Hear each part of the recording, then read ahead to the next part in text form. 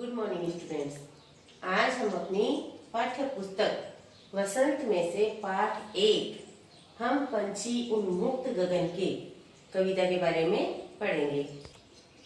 आजादी किसी अच्छी नहीं लगती, मतलब सभी आजाद रहकर जीना चाहते हैं, फिर चाहे वो मनुष्य हो, चाहे पशु पक्षी हो, चाहे कोई भी जीव हो, सभी आजाद ही रहना चाहते हैं। कोई भी जंजीरों में बंद कर या बेड़ियों में बंद कर नहीं रहना चाहता। कवि शिव मंगल सिंह सुमन ने इस कविता के माध्यम से हमें उन पंछियों की इच्छा को बताया है जो पिंजरे में बंद रहते हैं, तब उनकी मन की दशा क्या होती है। पिंजरे में बंद कर रहना किसी भी पंछी को पसंद नहीं है। आज हमें भी यदि कोई किसी बंद मकान में, कोठरी में या बेड़ियों में डालकर पालना चाहे तो हम भी रहना पसंद नहीं करेंगे। सभी आजादी से घूमना पसंद करते हैं। तो हम पंछी उन्मुक्त गगन के इसके रचयिता कवि शिव मंगल सिंह सुमन हैं, जिनके बारे में मैं आपको संक्षिप्त परिचय देती हूँ। कवि शिव मंगल सिंह सुमन का जन्म 5 अगस्त 1915 के में उन्नाव, मतलब उत्तर प्रदेश के उन्नाव में हुआ और दिल का दौरा पड़ने पर इनकी मृत्यु 27 नवंबर 2002 को उज्जैन, मध्य प्रदेश के उज्जैन शहर में हुआ। इनकी प्रमुख रचनाएं हम पंछी उन्मुक्त गगन के, सांसों का हिसाब, चलना हमारा काम है, मैं कभी नहीं आया, मैं नहीं आया तुम्हारे द्वार आदि, ये इनकी प्रमुख कविताएं हैं। और इनके अलावा ये कवि होने के साथ साथ में एक बहुत अच्छे लेखक भी थे। इनको पद्मश्री पुरस्कार से सन 1974 में और पद्म भूषण पुरस्कार से सन 1999 में नवाजा गया था, अर्थात पुरस्कृत किया गया था। इनकी प्रसिद्ध प्रमुख रचनाओं में से आज हम अपनी बुक में से हम पंछी उन्मुक्त गगन के बारे में पढ़ेंगे। पंछी का अर्थ है पक्षी और उन्मुक्त मतलब स्वतंत्र, आजाद।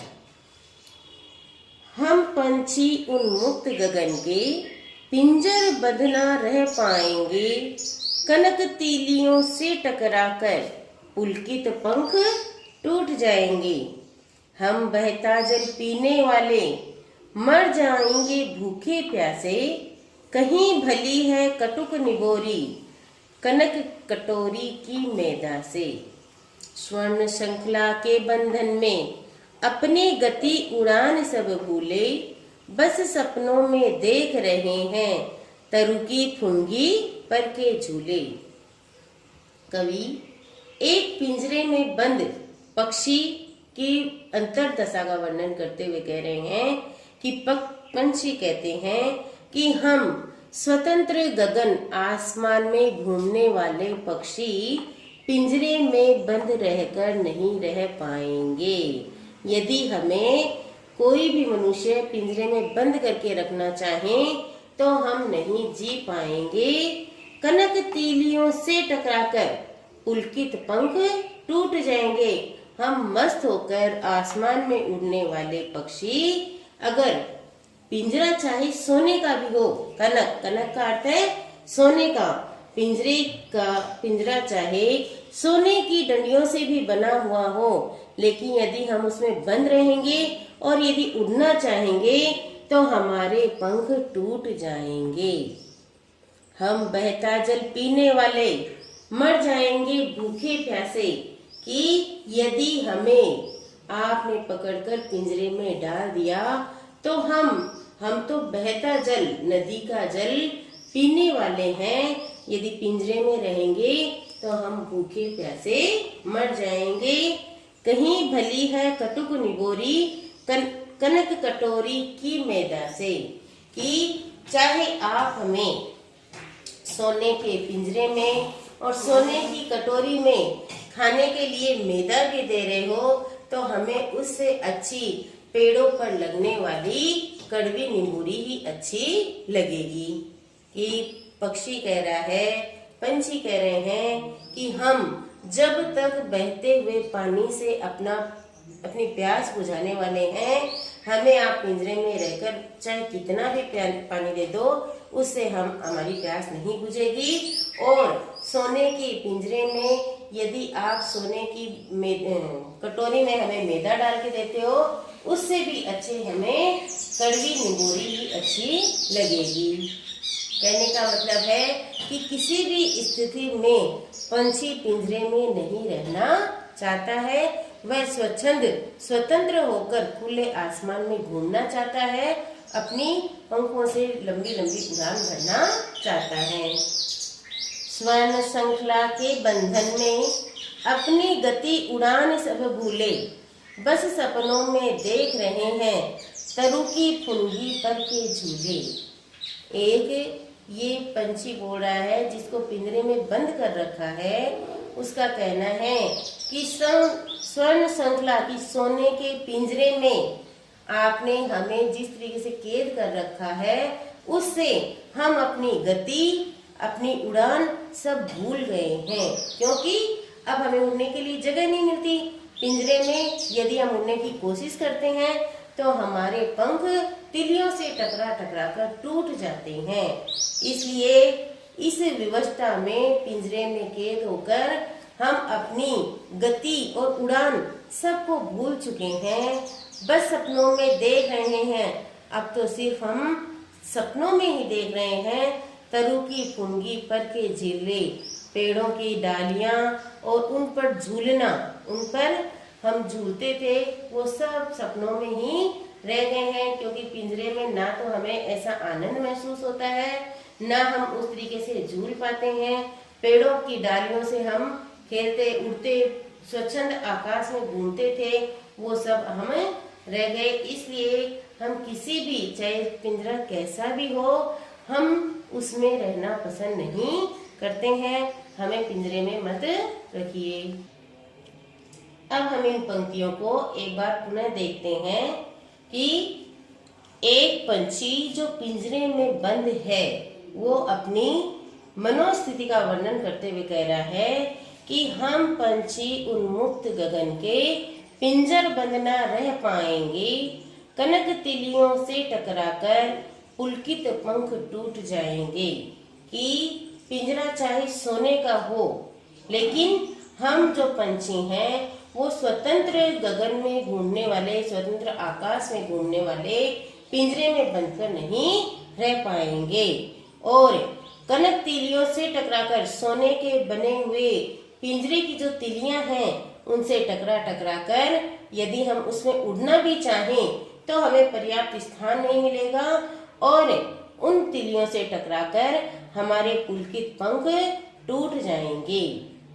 हम बहता जल पीने वाले मर जाएंगे भूखे प्यासे, कहीं भली है कटुक निगोरी कनक कटोरी की मैदा से।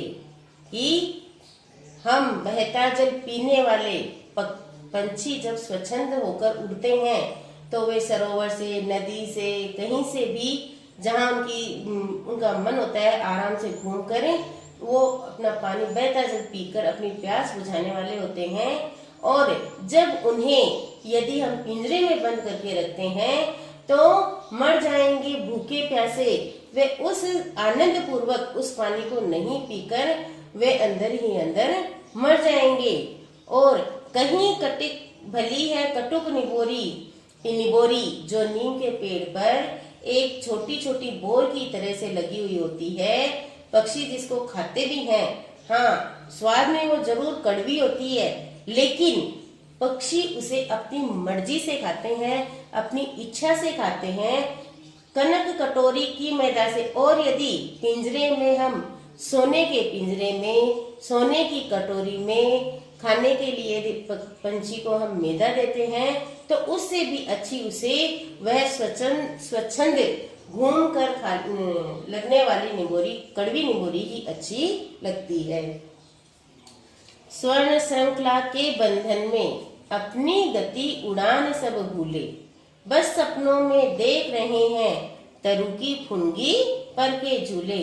कि सोने के पिंजरे में बंद कर बंद कर हम अपनी गति, अपनी उड़ान सब कुछ भूल गए हैं, क्योंकि एक पिंजरे में यदि पंछी उड़ना भी चाहे तो कितना उड़ सकता है। यदि वो उड़ने की कोशिश भी करता है तो सोने के पिंजरे की तिलियों में उसके पंख टूटकर वहीं गिर जाते हैं, वहीं रह जाते हैं। अब तो पंछी कह रहा है कि हम सपनों में ही देखते हैं तरुगी फुनकी पर के झूले, पेड़ों की डालियां, उन पर पंखों के सहारे लटक लटक कर झूलना, ये सब हमारे सपनों में ही रह गया है। इसलिए हमें उन्मुक्त होकर आकाश में उड़ने दीजिए, हमें बंद करके आप पिंजरे में मत रखिए, नहीं तो हम उनमें जी नहीं पाएंगे। ऐसे थे अरमान की उड़ते, नीले नभ की सीमा पाने, लाल किरण सी चोंच खोल चुगते तारक अनार के दाने। पंछी कहते हैं कि हमारे ऐसे अरमान थे, हमारी ऐसी इच्छाएं थी कि हम उड़ते इस खुले आसमान में, नीले आसमान की सीमा पाने, इसकी आसमान जो अनंत है वहां तक पहुंचने की हमारी इच्छाएं थी। और लाल किरण सी चोंच खोल, सूर्य की किरण के समान जो हमारी लाल रंग की छोटी सी चोंच है, उससे हम चुगते तारक अनार के दाने, आसमान में जो तारे बिखरे हुए हैं उनको अनार के दानों के समान हमें चुगते। कि हमारे पंछी कह रहे हैं कि हमारी ऐसी इच्छाएं थी, हमारे ऐसे अरमान थे कि हम नीले रंग के इस आसमान में, नभ का अर्थ क्या होता है?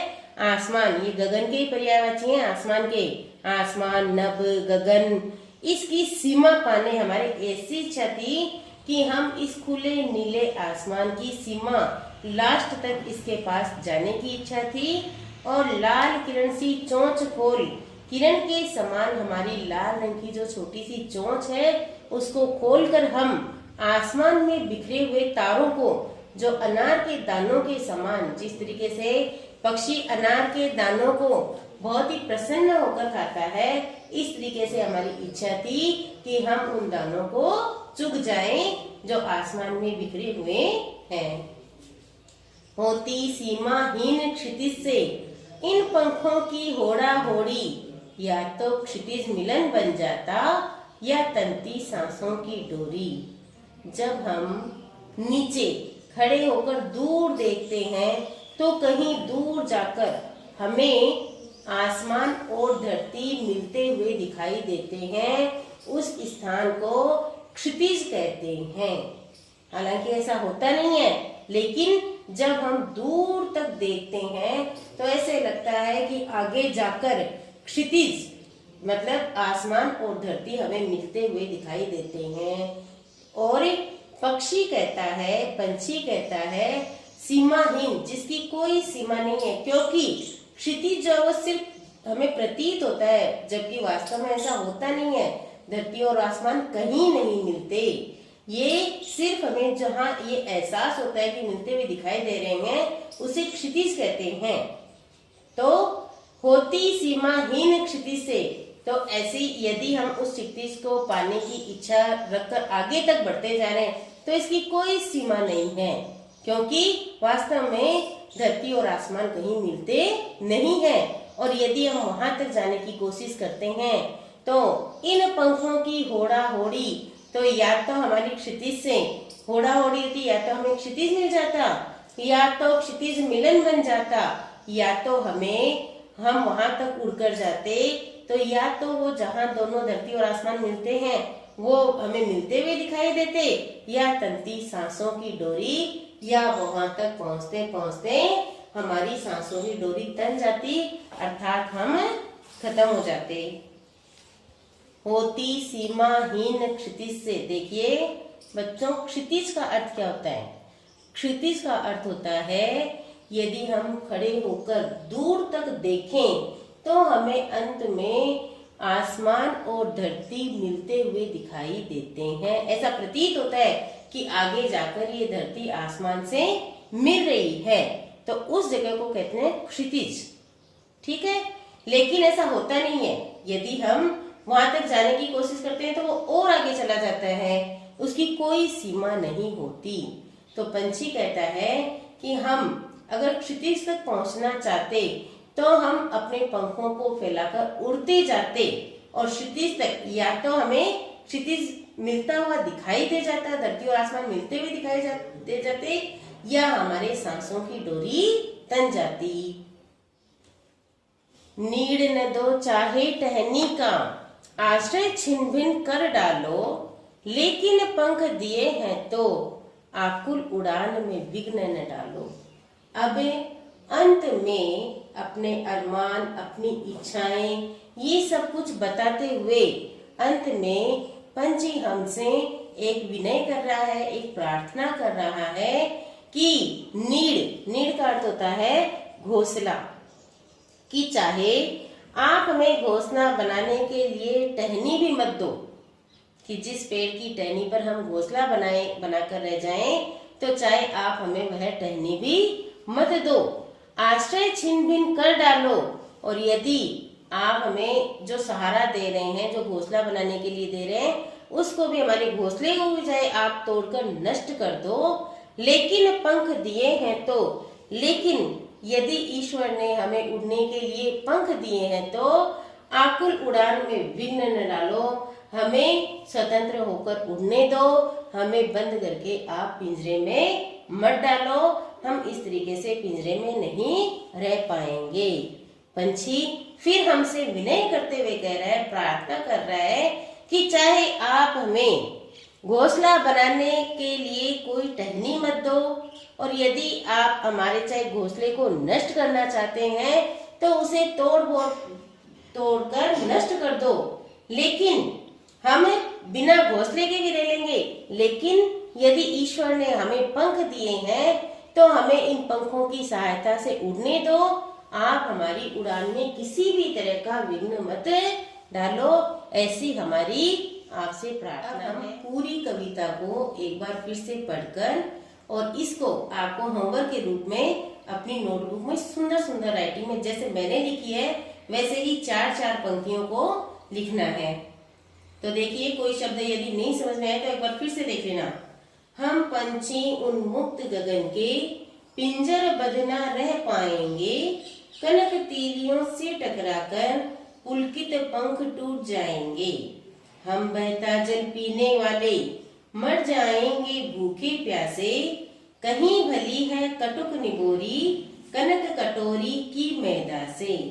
स्वर्ण श्रृंखला के बंधन में अपनी गति उड़ान सब भूले, बस सपनों में देख रहे हैं तरु की फुंगी पर के झूले।